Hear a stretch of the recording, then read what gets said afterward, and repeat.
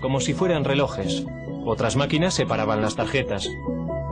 Las máquinas de Hollerith aceleraban de forma vertiginosa el procesamiento de la información. En solo 6 semanas se había hecho el recuento del censo de 1890 de 62.622.250 habitantes. Entonces Hollerith continuó comercializando ese invento. Se dio cuenta de que el censo era un gran cliente, pero seamos realistas, si solo recibes un pedido una vez cada 10 años. Entonces salió y consiguió hacer negocio entre los ferrocarriles, por ejemplo, y formó una compañía que finalmente se convirtió en la base para la IBM. La invención de Hollerith fue un hito en el camino de lo mecánico a lo digital. Pero todavía faltarían 50 años y el poder destructivo de una guerra mundial para que arrancara el primer ordenador verdadero. Antes de los años 30, los aparatos mecánicos computacionales se utilizaban para seguirle la pista a la población, pasajeros de tren y archivos de seguros de vida. Pero los primeros ordenadores digitales electrónicos se construyeron con un objetivo mucho más persuasivo en la mente: ayudar a ganar una guerra mundial. Una de las máquinas más tempranas se propuso por los británicos para romper el código alemán, conocido por Enigma.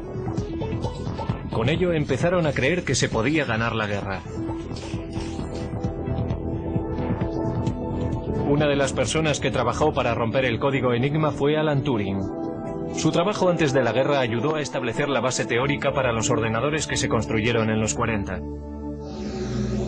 En el norte de Londres, en unas instalaciones secretas en Bletchley Park, los británicos construyeron Colossus, un tipo de ordenador diseñado para romper el código Enigma.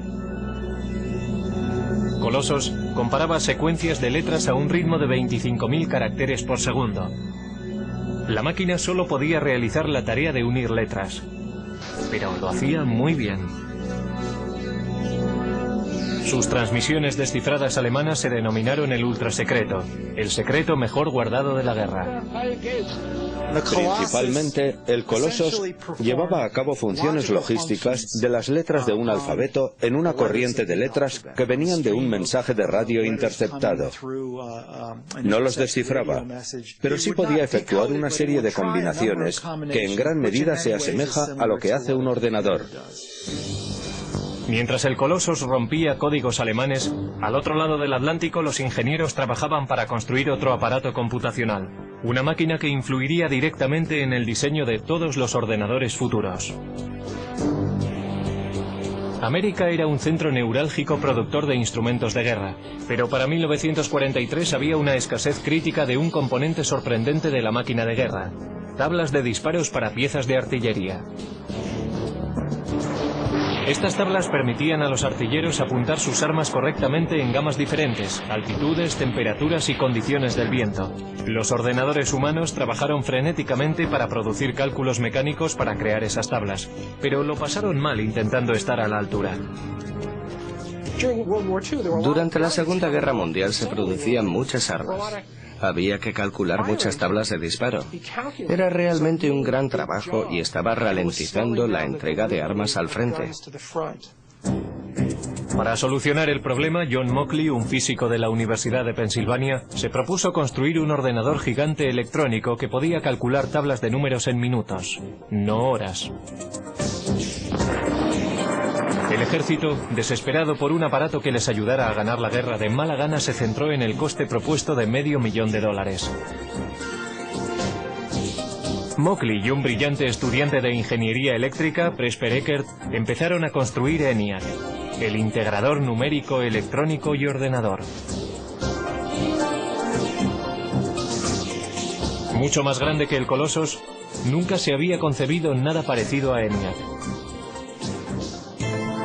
Casi con 100 pies de largo y 30 toneladas, contenía 70.000 resistencias, 10.000 condensadores, 6.000 interruptores y 18.000 tubos de vacío delicados.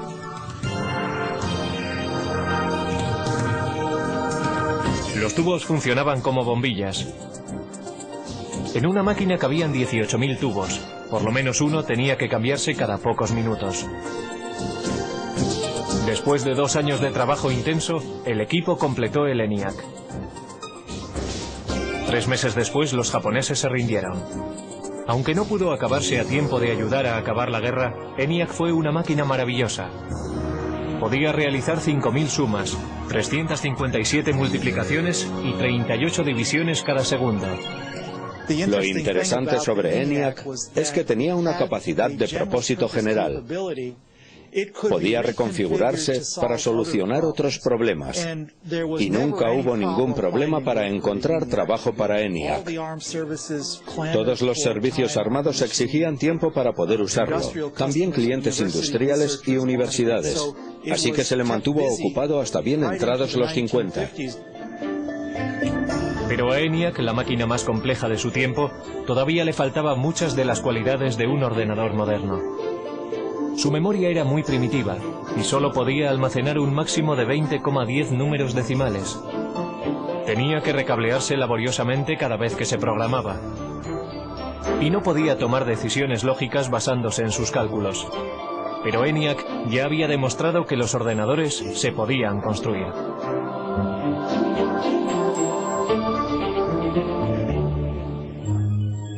Justo antes del final de la Segunda Guerra Mundial, John von Neumann, un consejero de Ecker y Mockley en el proyecto ENIAC, escribió un ensayo que iba a influir de forma definitiva en el siguiente paso del diseño de ordenadores.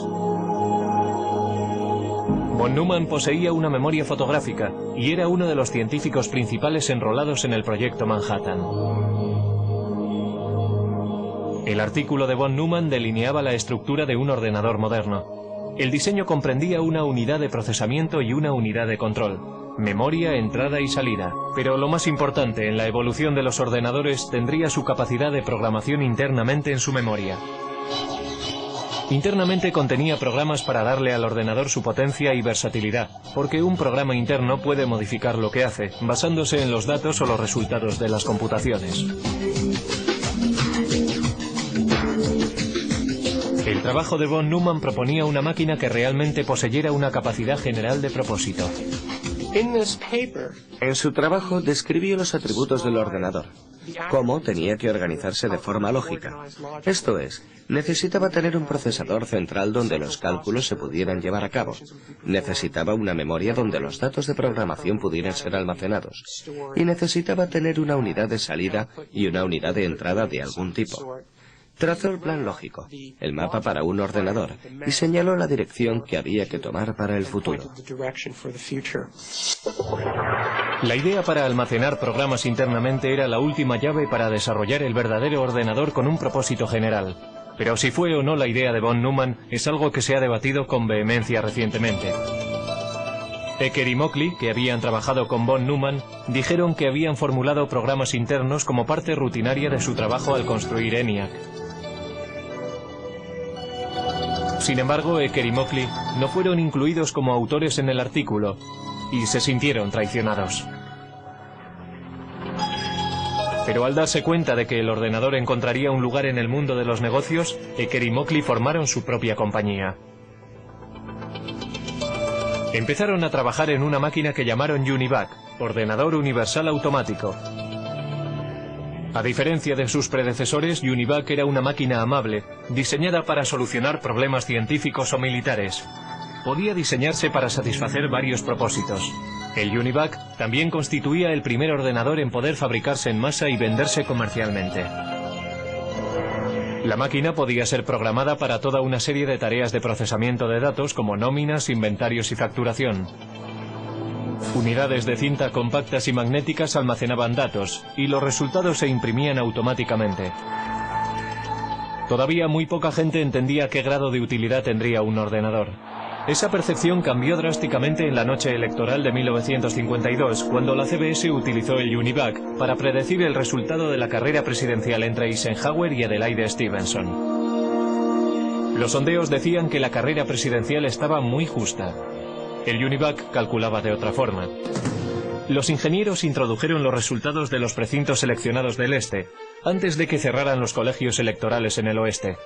Los expertos pensaron que había sido una carrera muy apretada, pero el UNIVAC predijo una victoria electoral arrolladora para Eisenhower.